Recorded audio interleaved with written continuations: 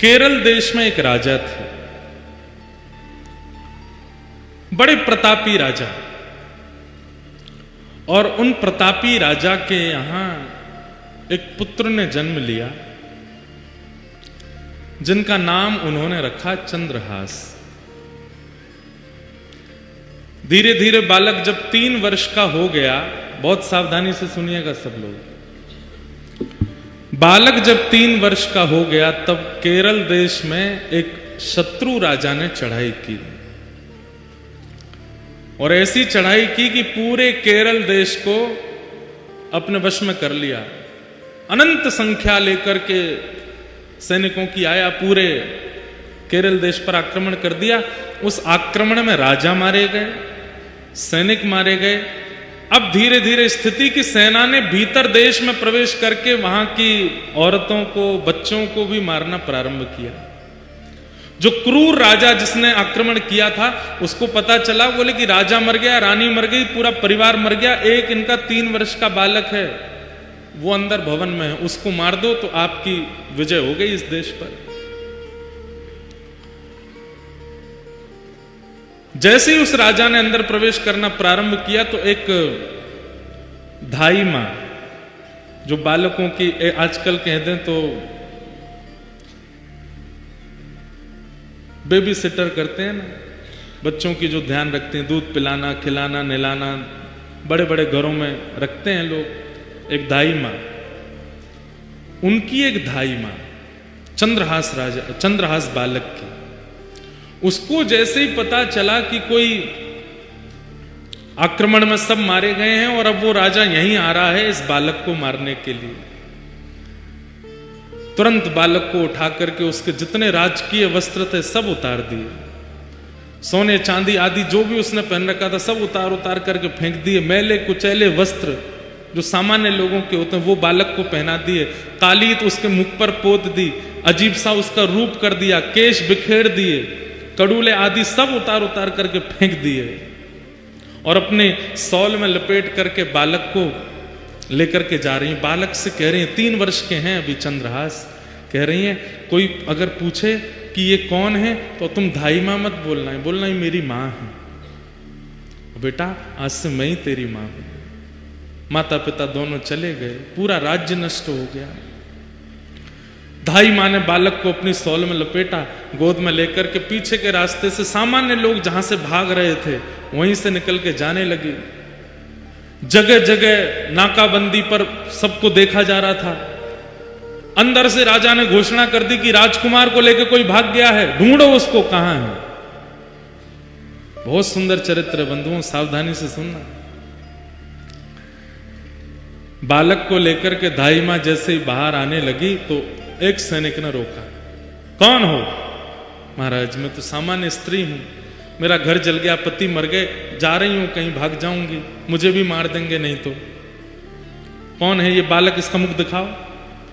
बालक का जब रूप दिखाया तो फटे कुचैले वस्त्र पहने, मुख पर गंदगी लपेटी हुई, लग ही रहा था कि धाई मां का ही बालक है। ए बालक ये कौन है? चंद्रहास बोले ये मेरी मां है। ठीक है जल्दी जाओ, निकलो यहां से। जैसे तैसे वहां से प्राण बचा करके उस बालक के वो धाई मां निकल गई। बहुत व्याकुल है चित्त से, इतनी दूर जाना है कि कहीं से भी उस राजा को ये राजकुमार मिल ना जाए। तो दक्षिण केरल देश से चलकर के वो मां उत्तर भारत तक चलकर के आई बालक को लेके। महीनों लगे, साल लगे, कितना समय लगा पता नहीं। और ग्वालियर के पास में जो कुंतलपुर गांव जिसके बारे में हम लोग सुनेंगे, जहां के ये राजा बने कालांतर में, वहां पहुंच गए। वहां के तत्कालीन राजा कोई थे, उनके मंत्री थे, उसका नाम था दृष्टबुद्धि। क्या नाम था? दृष्टबुद्धि। दृष्टबुद्धि के पास जाकर के दाई मां ने कहा, मैं दासी हूं, बहुत निपुण हूं, आप मुझे जो काम कहेंगे मैं करने को तैयार हूं, मुझे कोई नौकरी दे दीजिए। मां को लगा अब उत्तर भारत में कम से कम इतने 1000 किलोमीटर की दूरी है, कम से कम यहां सुरक्षित रहेंगे राजकुमार। दृष्ट बुद्धि, दृष्ट बुद्धि कुंतलपुर के राजा के मंत्री हैं। मंत्री ने जैसे ही देखा, अच्छा ठीक है, हमारे यहां तो बहुत सेविकाएं हैं, काम तो लगे रहते हैं, क्या कर सकती हो? बोले जो कहोगे वो करने को। और ये तुम्हारा बालक, ये तो छोटा है, खेल लेगा यहां बाहर बच्चों के साथ में, ठीक है। और वहां उस धाई मां को एक नौकरी मिल गई, राजा के दरबार में कुछ काम आदि करती। और चंद्रहास राजकुमार, अब पूरा नगर दाई मां को जानता है, जितने लोग जानते हैं सब कहते हैं ये बालक कौन है? बोले कि ये दासी पुत्र है। कहां एक राजमाता का पुत्र, कहां एक राजा का राजकुमार, और अब क्या बन गए हैं? दासी पुत्र। 2-2 दिन तक भोजन नहीं मिल पाता है, रात्रि सोने की व्यवस्था नहीं हो पाती है, दाई मां के साथ ही चंद्रहास रहते हैं। आज चंद्रहास जी एक दासी पुत्र हो गए। कैसा उनका जीवन? छोटे बच्चों के साथ में बाहर गली में खेलते हैं, नाली में गिर जाते हैं, सब कुछ राजकीय अब नष्ट हो चुका है, और दासी पुत्र के नाम से ही जाने जाते हैं। लेकिन ठाकुर जी जब परीक्षा लेने पे आते हैं तो बंधु अति कर देते हैं कई बार। 5 वर्ष की आयु हुई चंद्रहास जी की, और जो दाई मां उनको लेके भागी थी बचाने के लिए, अब उसके प्राण निकलने लगे। कोई नहीं है अब चंद्रहास जी का इस दुनिया में, माता पिता परिवार सब मारा जा चुका है, एक दाई मां है बस। और अनजान नगर सब दासी पुत्र समझते हैं इनको। चंद्रहास जी गए अपनी मां के पास, दाई मां के पास, तो देखा बिस्तर पर पड़ी, बुखार चढ़ रहा है। सिर दबाने लगे, मां आपको क्या हुआ? चंद्रहास का हाथ पकड़ लिया, बालक अब मैं जाने वाली हूं, आप जा रही हो, मैं किसके पास जाऊंगा फिर? मेरा कौन है यहां पे? माता पिता जा चुके हैं, आप मुझे यहां ले आई, मैं आपको ही मां मानता हूं, यहां सब लोग मुझे जानते नहीं है, मुझे कोई पूछता भी नहीं, आप भोजन कराती हैं तो मैं खाता हूं, आप मुझे नहलाती हैं तो मैं नहा लेता हूं, मैं किसके पास रहूंगा अब? सुनो चंद्रहास, इधर आओ, आज के बाद कोई पूछे तुम्हारी मां कौन है तो कहना कृष्ण मेरी मां है।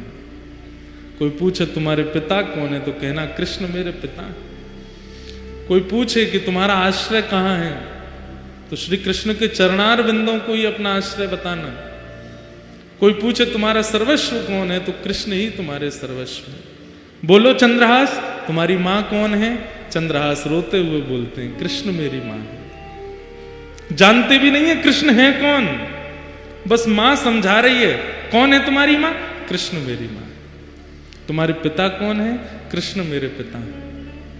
तुम्हारे सर्वस्व कौन है? कृष्ण मेरे सर्वस्व। और यही कृष्ण मेरे सर्वस्व, कृष्ण मेरे सर्वस्व कहते कहते कहते दाई मां ने भी प्राण त्याग दिए। अकेले रह गए हैं चंद्रहास पूरी दुनिया में, अब कोई नहीं है उनके पास। नारद जी कथा सुना रहे हैं और सामने बैठ के कृष्ण अर्जुन दोनों रो रहे हैं चंद्रहास जी का चरित्र।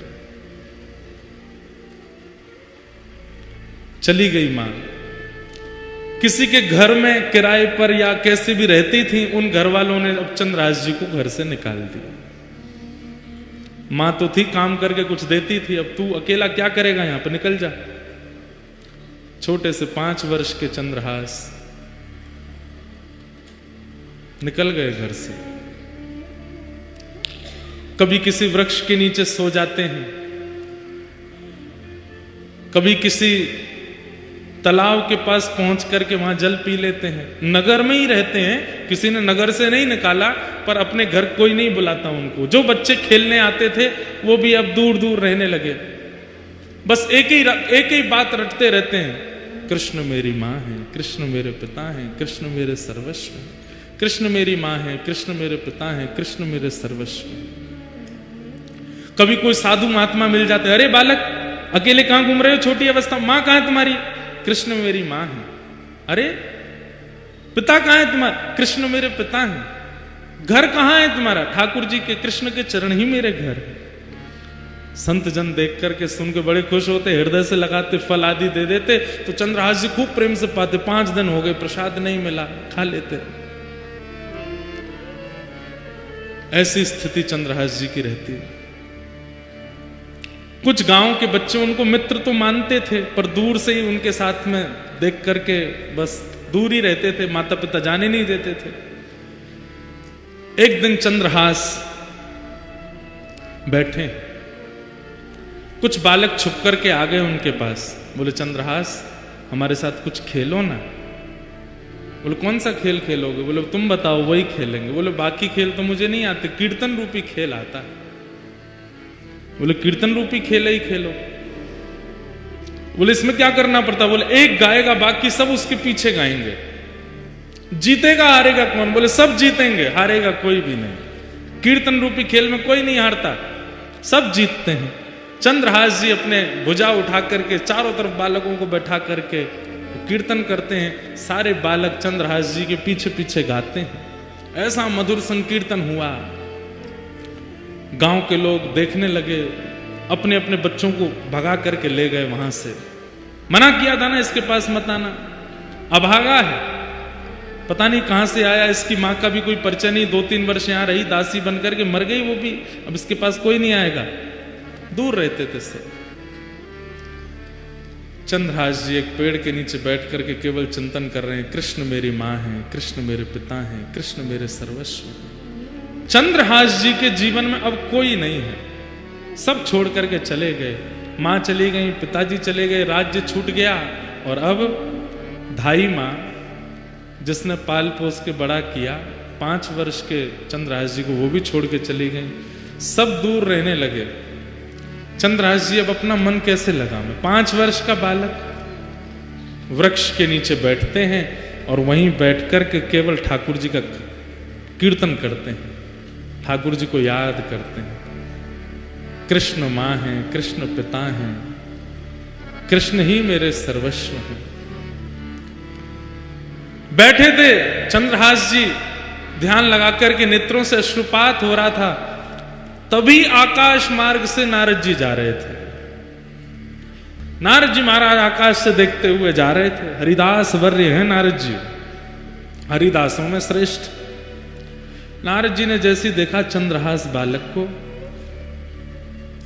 देव तुल्य हैं, तुरंत नेत्र बंद कर दे। पूरा चंद्रहास जी का चरित्र आ गया उनके चित्त में। अरे इसके तो माता जी मर गई, पिताजी चले गए, राज्य छूट गया, सब कुछ छूट गया, अब धाई माँ भी चली गई, और अब ये बैठ के ठाकुर जी का चिंतन। ठाकुर जी को जानता नहीं है, केवल धाई माँ कह गई कृष्ण ही तुम्हारे पिता माँ है, उनके पास जाओ, उनका चिंतन कर रहा। नारद जी प्रकट हो गए सामने। चंद्रहास जी को बढ़िया सुगंधी सी आई तो नेत्र खोल करके देखा, आहा सुंदर वीणा हाथ में लिए, देव दत्ताम मिमाम वीणाम स्वरत ब्रह्म विभूषिताम मूर्छयित्वा हरि कथाम गायमानश्चराम्य हम। नारद जी सामने खड़े। चंद्रहास जी बोले, हे ऋषिवर, मैंने अनेक संत ऋषियों के दर्शन किए, पर आप जैसा तेज और आप जैसी उपस्थिति से जो मेरे चित्त में प्रसन्नता, ऐसा मुझे पहले कभी नहीं हुआ। आप कौन हो? नारद जी बोले, मैं नारद हूं। ये नारद कौन है? चंद्रहास जी को क्या पता, कथा आदि तो कभी सुनी नहीं। नारद जी बड़े प्रसन्न हुए, बोले नारद चंद्रहास, मैं परम भक्त हूं ठाकुर जी का, ठाकुर जी मुझसे बहुत प्रेम करते हैं। कौन ठाकुर जी? बोले श्री कृष्ण। श्री कृष्ण नाम सुनते ही चंद्रहास जी तो व्याकुल हो गए। मेरी मां कृष्ण, मेरे पिता कृष्ण, मेरे सर्वस्व, और जो धाई मां बोल के गई वही कृष्ण। बोले हाँ, मैं उनको बहुत प्रिय हूं, उन्होंने मुझे भेजा तुमसे मिलने के लिए। चंद्रहास जी रोने लगे, मेरे सब छोड़ के मुझे चले गए, धाई मां बोल के गई कृष्ण ही मेरे सर्वस्व हैं, वो मुझे कैसे मिलेंगे? कृपा करके मुझे बताओ ना। नारद जी महाराज बोले मिलेंगे, जल्दी मिलेंगे, उससे पहले तुम्हें अभी बहुत कुछ करना है और तुम्हारे द्वारा बहुत कुछ होना है ताकि और वैष्णवों को भी प्रेरणा मिले।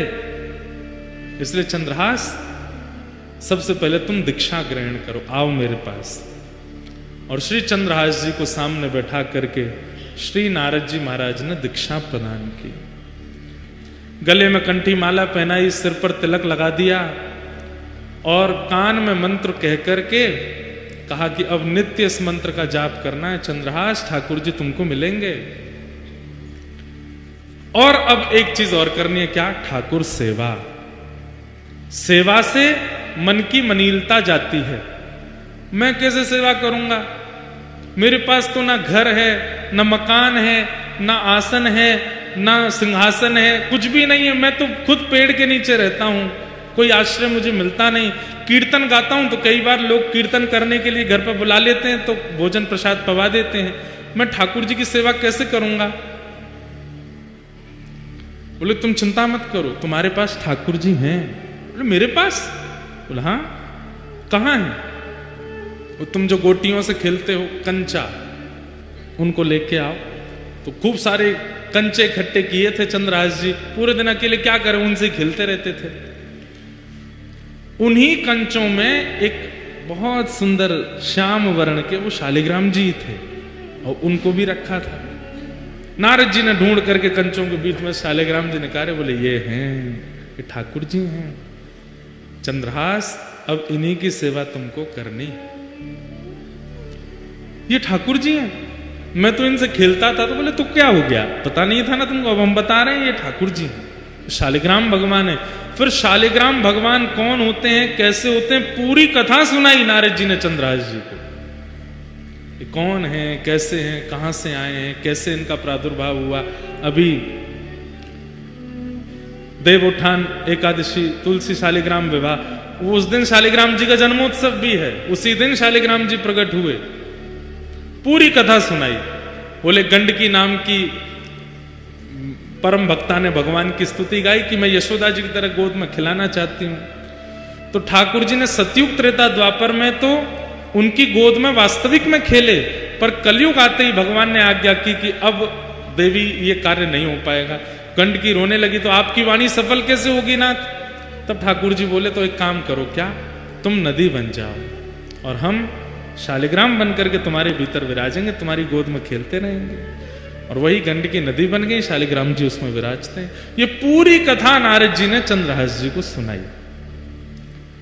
चंद्रहास जी ने शालिग्राम जी की महिमा जान करके बड़े प्रसन्न हो गए और कहा, पर गुरुदेव मैं सेवा करूं कैसे?